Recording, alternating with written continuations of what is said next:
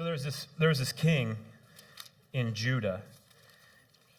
And at this time, Israel and Judah have been split. It was all one country, Israel, but now they've been split. There's this kind of a civil war almost, but the kingdoms have split. And Judah is the southern kingdom, and they're the kingdom that had the good kings. All the bad kings were in Israel, and they had a bunch of good kings in Judah. And this king is kind of the last of the good kings. There's one more that comes, but he's the last big one, the last good one. And what he does, he's a good king because since the beginning of his reign, he decides that what is first in his life, what his heart desires and what he is going to pursue is the God of the universe. And so he gets rid of all of the idol worship in the land. He destroys the altars and the high places that they used to worship those idols. He reopens the temple. The temple has been closed because it's just in disrepair. And so he literally just puts a new door on it, and he puts gold on this door. He cleans it out, and then he reinstitutes the Levitical praise and worship, the priests there. They had kind of gone away and gotten new jobs because there was nothing to do there anymore. Nobody was worshiping Yahweh anymore. And so when he reinstitutes this, he organizes all these people. He hires them all, gives them jobs. You guys are singers. You guys are going to collect the money. You guys are going to sacrifice the animals. And he sets them all to go. And almost single-handedly, he brings a revival to Judah. All of a sudden, he has brought these people who were so far from God back to God. And he's considered to be a really good king. And he loved God like so much that he read the law and he read all these promises in the Old Testament where God says that the land that they dwell in is going to be their land. It's the promised land. It's the land that he said he would give to them as their inheritance, and he would be their God and they would be his people, and he would protect them, and that would be their place. And so because he loves God, he leans on that, he doubles down on that promise, and he does something what you might consider to be politically a little rash.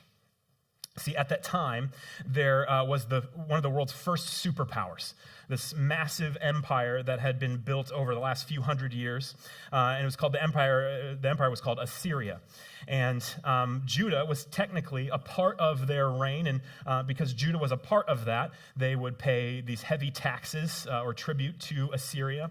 And that's kind of one way that the Assyrians kept them down, keep them poor, so they can't raise up an army, they can't build things, they can't rebel against us. And it's also helpful to have money. So the Assyrians weren't complaining about getting all that money. But Hezekiah, that's the name of this king, he decides, hey, God says he's going to protect us, and I want my people to flourish. So we're done with that. And I don't know if you've ever been under the reign of an emperor before, but they don't like that. That's not their favorite. And actually, what Hezekiah does is a part of a region-wide sort of rebellion. Different city-states are refusing to pay as well. So the Assyrian king, he says, nope. And he raises his army, which is one of the biggest armies the world has seen up to this point, and they march south on Jerusalem. And you have to understand, when you're a tiny nation-state of Jerusalem, the world's superpower coming against you because they're mad at you, not even because they just want to take you over. They have a vendetta. They have an axe to grind. Them coming at you is probably the worst. And fear just permeates the land. I don't know if you've ever walked into a room where two people had been fighting, and you walk in and they stop fighting and you're like, what did I walk into here? There's something, you can just tell as you walk in, there's something in the air here that something's amiss. And that's kind of how the land was, except for it wasn't that, it was panic, it was fear. It was in the towns, it was in the conversations, it was in the tones of people's voices as they talked, was this fear. And so the people come to Hezekiah, the king, the good king, and they say, you're a good king, you've done the good stuff, what do we do? Because this is a big deal. And so Hezekiah says, well, first and foremost, what we're going to do is we're going to trust the Lord our God. That's what we're going to do. We're going to worship him, and we're going to trust that he has our back. But we're also going to be smart. And so he makes all of these shields and all of these spears and all these swords. He fixes all the holes in the walls and raises these towers around Jerusalem. He actually even extends the wall, so he builds another wall around the wall. And the people of Jerusalem, they're thinking, okay, maybe we can do this, like, look at what we just did. We built this place. We got the weapons. We got the little army, but, maybe it's enough. Maybe, just maybe, we can make it through. So there's guards stationed everywhere, and one day, the guards on the walls, they hear this sound, and they have no idea what it could be. And it seems like it's really far off in the distance. And so they look, and as the day goes on, they can see appearing over the horizon these banners and these men, and it seems like this group of men fill the entire scope of their view. And the men are marching towards Jerusalem, and the sound of their marching precedes them in such a way that it really strikes panic into their hearts again. All of a sudden, all the confidence that they had and the things that they had done is gone. And the army approaches Jerusalem, and Hezekiah the king sends his emissaries out to the wall, on top of the wall, and the general from the army comes up to the wall, and the emissaries stand on the wall, and all they can see is this army. It's so huge, it goes past the horizon. And they think, oh, this is not good. So they try and strike a deal. Here's what they do. They speak to the commander, the general. His title is the Rabshakeh, which I think is just kind of fun to say, Rabshakeh. I think I'm going to answer the phone that way, Rabshakeh. It's just kind of fun. Anyway, the Rabshakeh comes out, and they speak to him in Aramaic, the language that they speak up in Assyria. And they want to do this because they want to negotiate with the army so that, and they're speaking the language so that if the negotiation goes south, they don't want the people to hear and be driven into a panic. But the Rabshakeh, he knows what's going on, so he answers them not in Aramaic, but in Hebrew. And he basically, in the loudest voice that he can produce, he says, I know that you're small. I know that you can't defeat us. I know that you don't have what it takes. And then he says, I know that you know this because we've heard that you have these allies, and the Jews were allied with the Egyptians at the time. And he says, you think Egypt is going to come and help you? He calls them a broken reed. He says they were standing tall at once, but they've been broken. They're not going to help you. And then he says, has Hezekiah lied to you? Has he told you that you can trust in Yahweh, that God, the God of the Bible, is going to be there for you? Has he told you that you're going to be saved by your God? And he says, what about the God of this city? When I came against this city, I defeated it, and I took their God out of that city. He couldn't defeat me. And then I came against this city, and we took that city, and we defeated its gods. And then we came to this city, and we defeated that city, and we defeated its gods. And he says, no gods have stood up to me this whole time. What makes you think that your gods are going to stand up for you? And there's this utter panic that occurs. And so the emissaries, they leave there, and they go back to Hezekiah, and they say, dude, this is what he said. And Hezekiah all of a sudden becomes aware that not only is there a completely overwhelming force outside of the city, but now all the people in the city are completely panicked. And his authority, he might not be able to use it because the people might mutiny. They might rebel against him. And so what he does is he goes to the temple, he walks into the temple, and he goes to the altar, and he has this letter from the Rabshakeh, who's again is saying all the same things that he just said, and he lays this letter on the altar, and he has this moment that I think we can all relate to, where he says, God, I did the right thing. I did the things you told me to do. I followed your ways. I did the things you wanted me to do. I have loved you. I have been faithful to you. I have done everything. I've done the right stuff. And now, look what I've got. You're supposed to be there, God. You're supposed to be this person, this entity that saves us. And here we are, right in the lion's den. We are right here in the jaws of this beast, and there is no way that we can save ourselves. But he has this line, and I love it. He says, it is indeed true that the gods of the other cities could not save them. He says, but those were idols. They're made of wood and stone and metal. And he says, you are the living God. And nobody knows what's going to happen. Hezekiah goes back to the palace. Hezekiah has no idea what he's going to do. And then night falls. But nobody sleeps.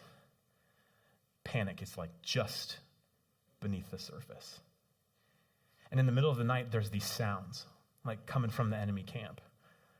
And it's like, are they building like the siege weapon? What are they doing that they're making these loud noises?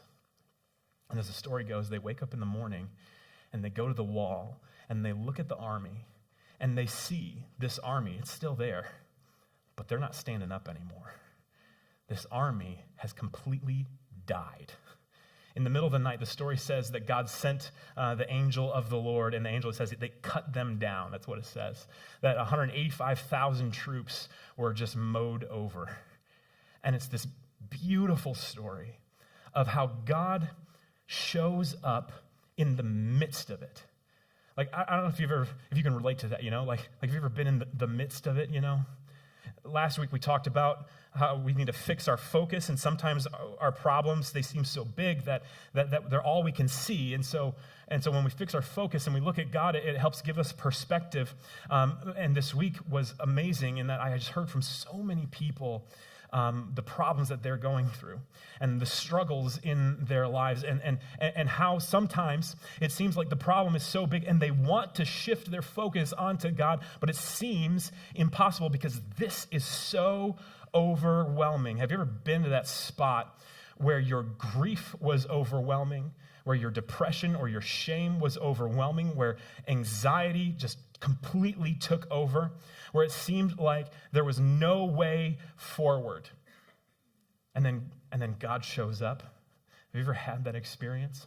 There's stories all over the Old Testament that talk about this. I think of like David and Goliath, like how's that little guy going to defeat that giant? Or like Jonah in the whale. Like, bro, how are you going to get out of that fish, man? Like, it's overwhelming, He ain't going to get out of that. You got to get delivered.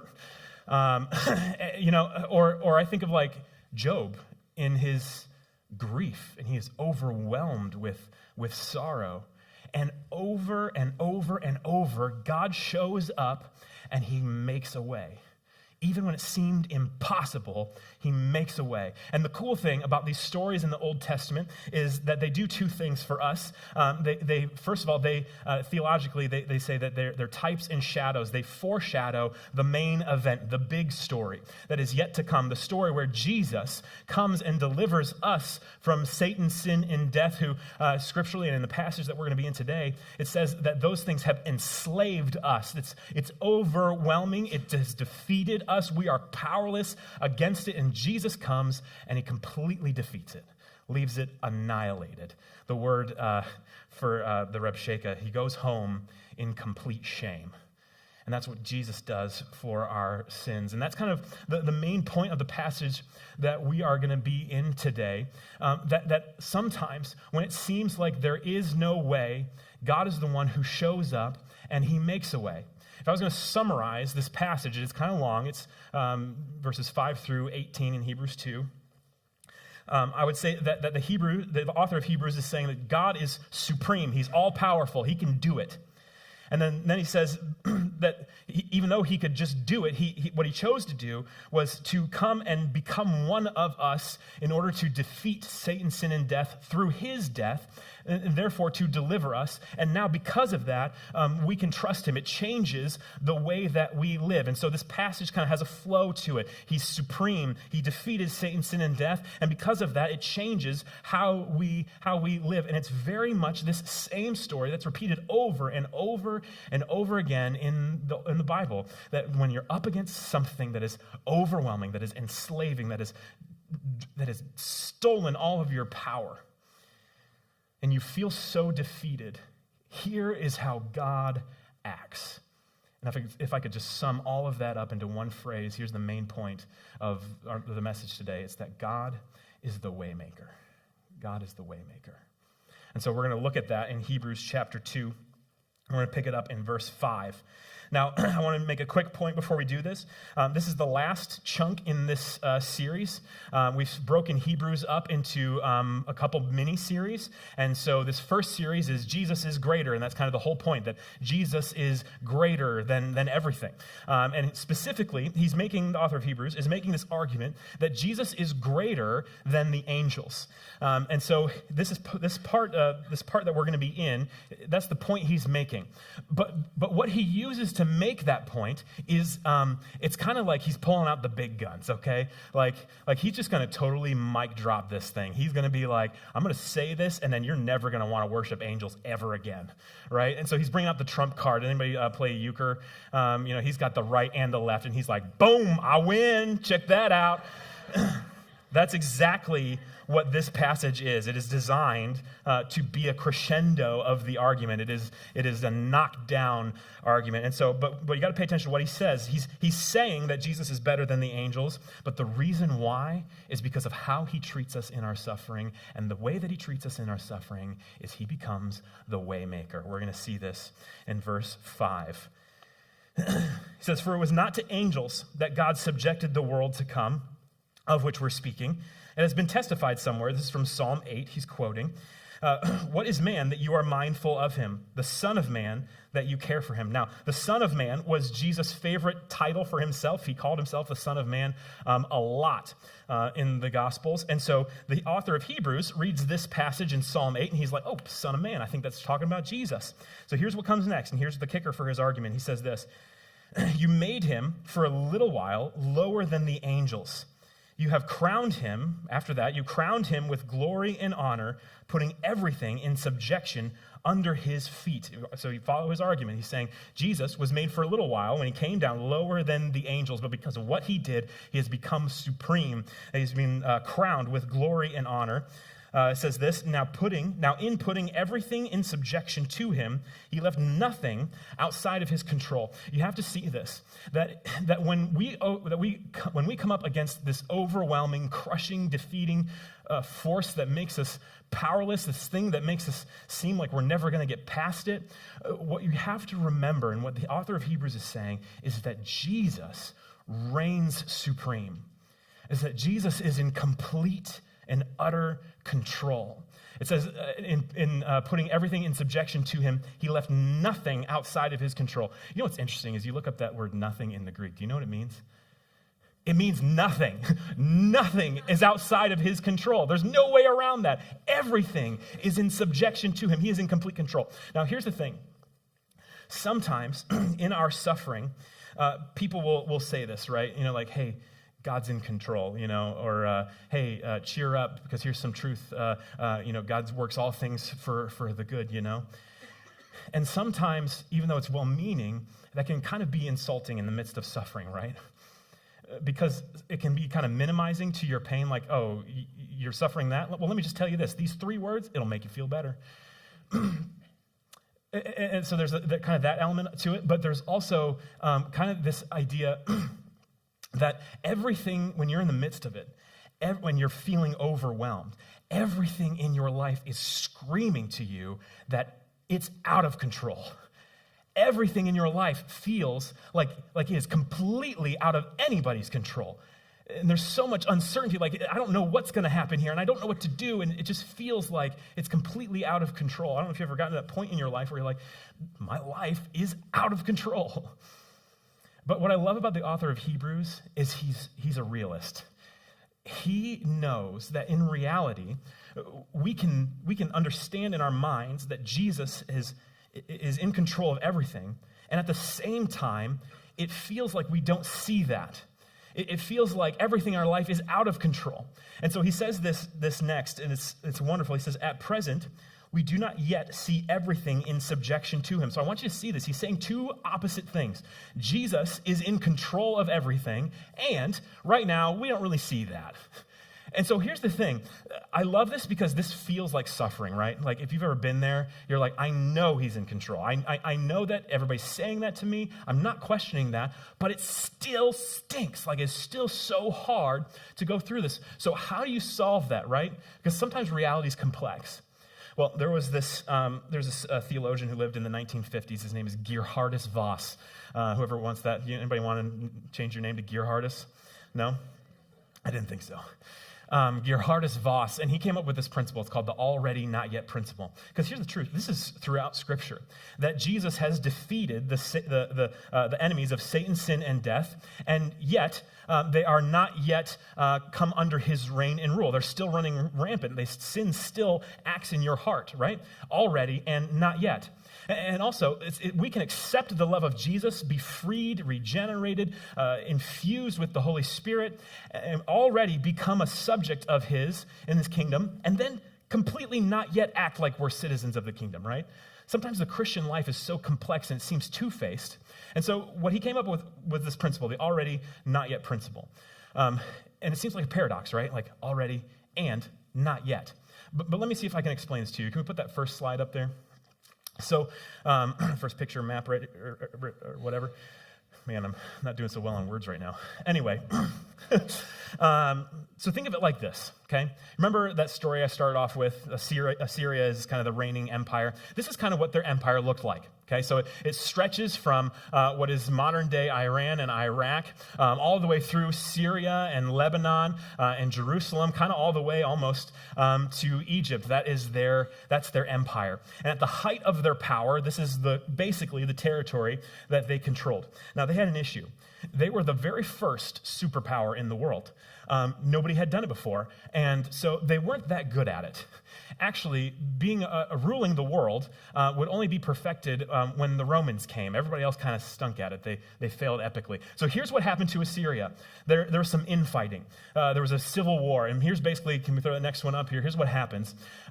Babylon is this huge city, and they build this coalition, and the Medes and the Persians and the Scythians, and they all kind of come together to challenge the power of Assyria. And so here's what happens. I don't know if you can see up there where it says Erbil, that's a city in modern-day Iraq. Right next to that is the city of Mosul. If you were following the news last year and the year before, you know that ISIS had control of Mosul. That's kind of been in the news lately. Across the river from Mosul is this huge mound of ruins, and it used to be a city, and it used to be the capital of Assyria. But as Babylon kind of exerted their control further north and west, that city, which was Nineveh, if you remember the story of Jonah, that was the capital of Assyria. The Babylonians pushed them out, and the Assyrians, they make a new capital right underneath where it says Assyria there. So here's what happens. The Assyrians are kind of on the run. The Babylonians, they're winning, they're kicking their butt, and they have this major battle. Now, there's like these 5 battles that completely changed the history of the world. This is one of them. It's called the Battle of Carchemish, where basically Nebuchadnezzar's dad, who is, if you remember Daniel, Nebuchadnezzar is the king of Babylon. He defeats the armies of Egypt and Assyria, right where that red X is. Now, here's what happens. Then, after they defeat it, the army's done. Assyria has no power. They've been defeated, but in order for Babylon to take control, they spent the next 27 years, can we throw that next slide up there? The next 27 years occupying the land. Isn't that crazy? They completely defeated the power, but it took them 27 years to completely seize control. I want you to see this.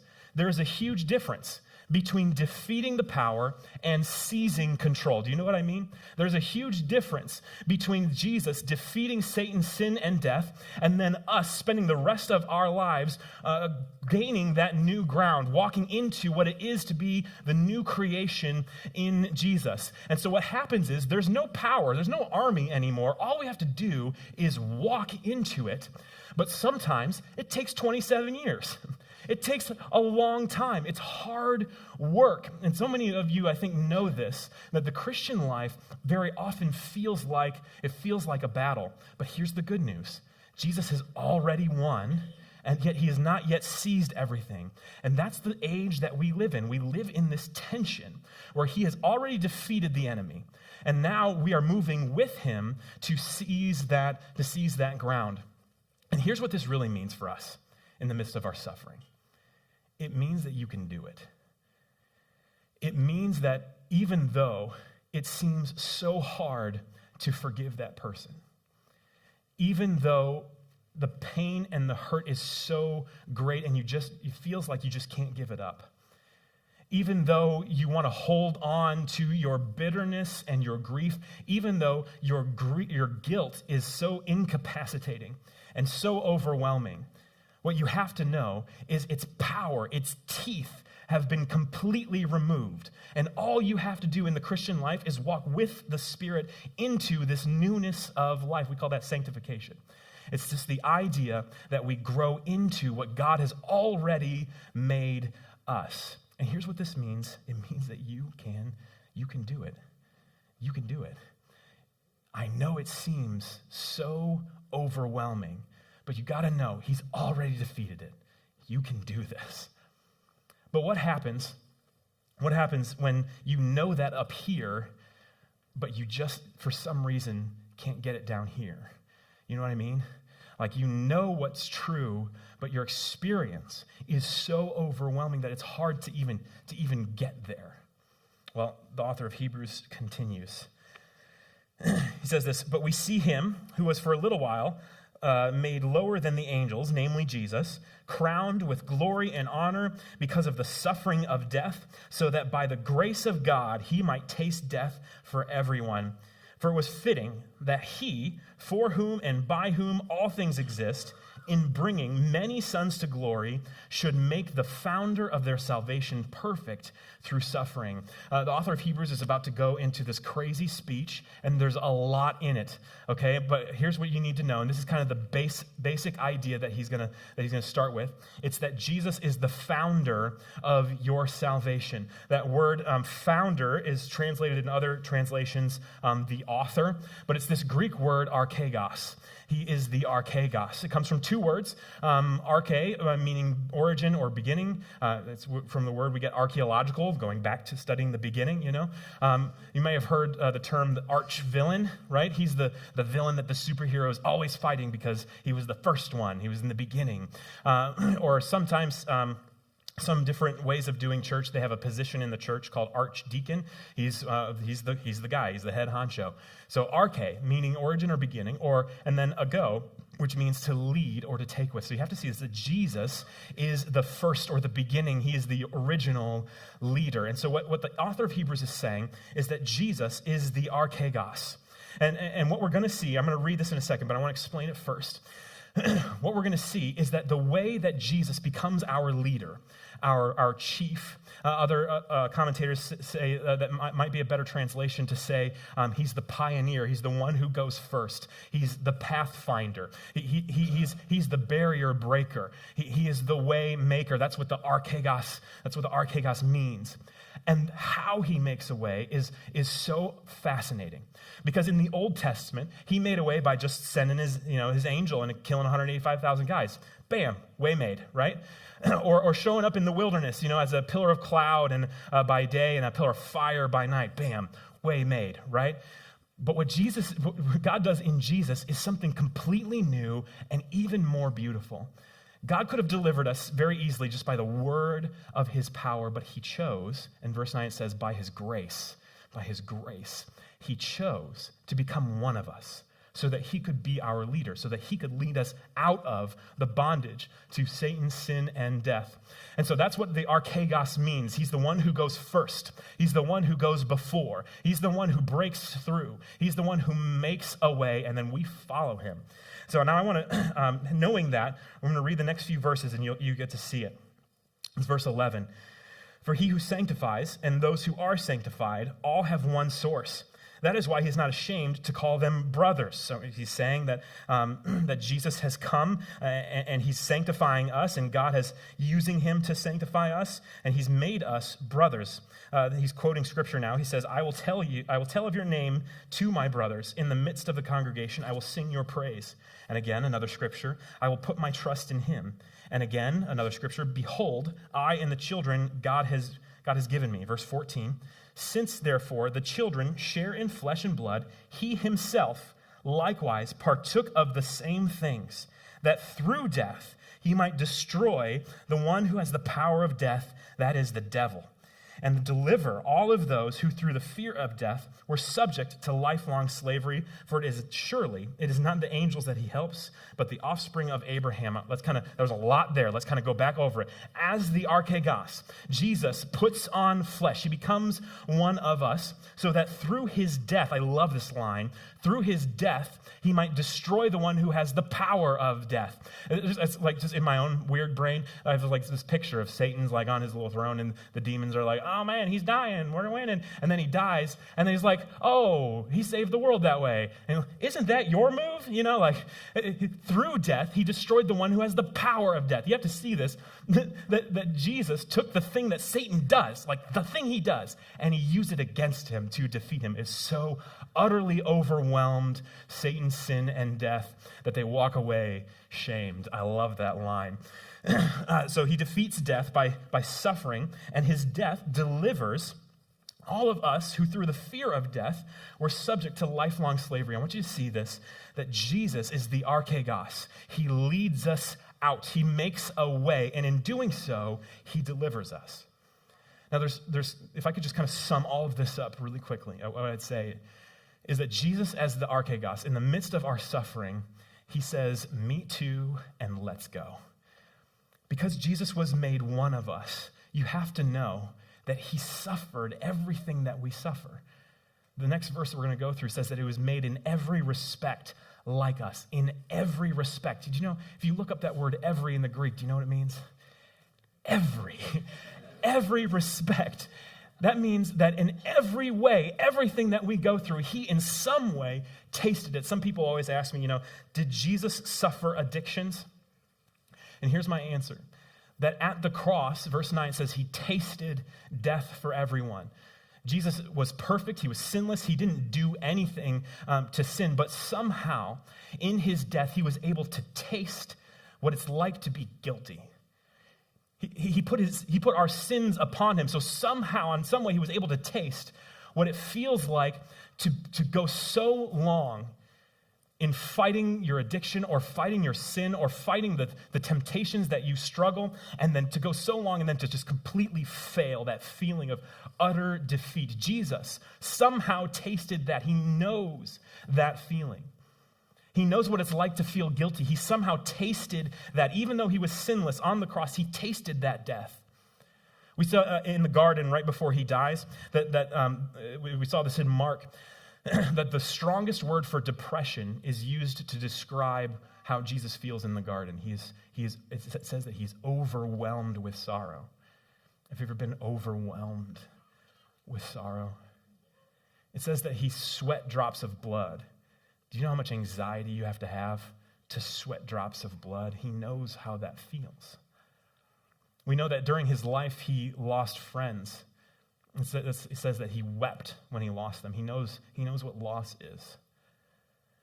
We know that he grew up as a child. He knows what it's like for kids to be mean to you on the playground. His father, Joseph, isn't mentioned, and so it's commonly held that he died. He knows what it's like to lose an earthly parent. I want you to see this, that very often in Christianity, our response to people in suffering is go up to Jesus, believe like he did, be righteous like he is, overcome like he did, get over it. But Jesus' answer is me too. He comes and he says, dude, I know. He says, me too. But the best part of this, I think, is that he doesn't just say me too. He empathizes, and that's beautiful. He feels what you're feeling, and that's wonderful. But he also says, let's go. over and over in Mark. We spent a year in Mark last year, and what we see over and over is that whenever somebody is sick and down on the ground, you know what he does? He takes them by the hand and he picks them up. Mark is so careful to note that almost every time Jesus picks them up and says, let's go. What you have to know is that Jesus is the archegos. He says, me too, I get what you're going through, but we're not going to stay here. I'm going to make a way, and we're going to get through this. Now, I don't want to lie to you and say that Jesus is going to solve all of your problems and you're going to be rich and healthy for the rest of your life. That's not what I'm saying. But what I am saying is that the biblical way of seeing issues and how Jesus handles our struggles and our problems is he makes a way through it. And when we go through it with him, you're going to find, again, that you can do this. And here's how. So often, there's many instances of God coming and giving somebody strength in the middle of it. There's a great verse that says that when you're tempted, he makes a way so that you can stand up under it.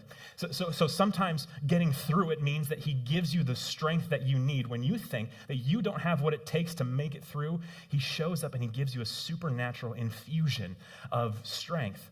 It says in Romans 5 is one of my favorite verses, that he pours his love out into our hearts, and this gives us hope. Sometimes making a way just means giving us a sense of his fatherly love. Sometimes he comes to us and he gives us peace. He gives us encouragement. He gives us comfort. David says, I run to you. So often he says this, I run to you because you're my refuge. You're my hiding place. You make me feel safe. Sometimes Jesus being the archegos means that he gets rid of your problems. But most of the time, it means he holds your hand and walks with you through them. And I think that this is so beautiful because so much of our culture is pull yourself up by your bootstraps. Are you suffering? Fix it. Are you going through an issue? Then get over it. And Christianity has very much adopted that mindset as well. Have more faith, and then you'll be fine. If you were just righteous in the first place, you'd be fine. If you just made the right decision in the first place, you'd be fine. And what we do is we beat people down. But what God says is, I am the archegos. I am coming. Me too. Let's go. It's so different. And when you hear God say that to you in all of his power and his might and his supremacy, I promise you, you're going to go with him. You're going to go with him. So here's what the author of Hebrews is saying. He's better than the angels because he is supreme. He's better than the angels because he's the archegos. And now he's going to finish by saying, here's a conclusion. Because Jesus suffered with us, because he knows what it's like to go through what we go through, here's verse 17. Therefore, he had to be made like his brothers in every respect, so that he might become a merciful and faithful high priest. You know what mercy means? Or do you know what he means by saying mercy? He says that Jesus went through what you went through. And so now you're not going to come to him and he's going to say, you're an idiot. No, he's going to say, he's going to have mercy on you. He knows what you feel like. He knows what you've been through. And he can't be a good God and chastise you for struggling because he was there too. He's merciful. But it also says that he's faithful. And I love this. Faithful means that he's never going to leave. Sometimes we think that we can't come to God because we've done this and this and this and this, and then it's going to upset him, right? But think about it this way.